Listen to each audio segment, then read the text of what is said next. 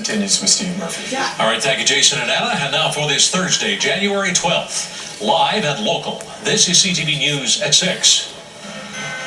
Tonight, it's the right to be heard. Why the mother of one of the boys in red is still fighting red tape.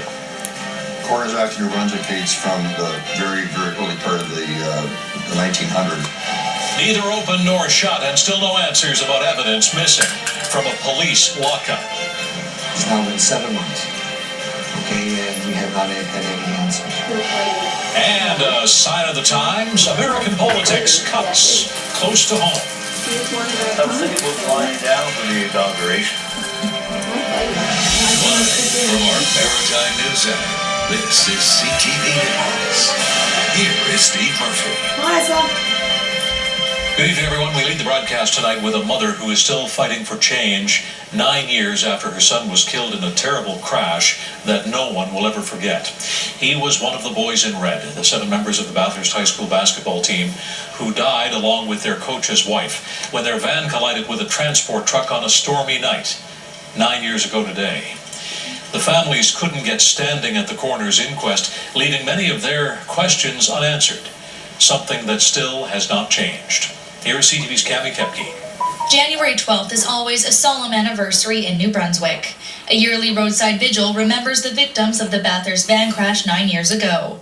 Since that day, family members and those who support them have pushed for change in the province. Among their battles right now is one with the province itself. I think we should take another kick at the can. David O'Brien has spent more than a decade pushing for an overhaul of the New Brunswick Coroners Act, fighting to give families and other groups legal standing when it comes to coroners' inquests. We're the only jurisdiction in the country that does not permit that. All the other jurisdictions have agreed that it's a good idea and implemented it. Legal standing gives interested parties the right to hire their own lawyers, call witnesses, and ask questions during an inquest. It comes from a different perspective if you have members of the family who can ask their own questions rather than having to sort of, pass notes to a Crown prosecutor. Isabel Haynes passed on nearly 2,000 questions to a Crown prosecutor during the 2009 inquest into the Bathurst tragedy.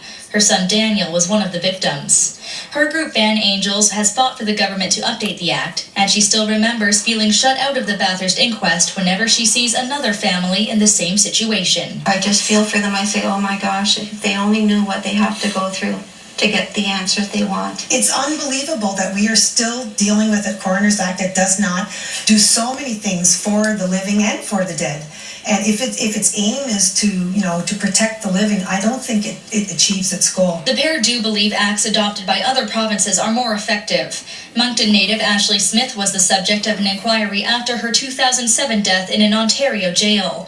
Her family was able to gain legal standing in Ontario and participate in 2 inquests, which lawyers say was vital in obtaining the eventual verdict of homicide rather than an accident. In the years since the Smith inquiry, there are numerous examples of families fighting and failing to obtain legal standing in New Brunswick inquests. From the Serena Perry case in St. John to the October inquest into the death of Dorchester inmate Glenn Edward Wareham.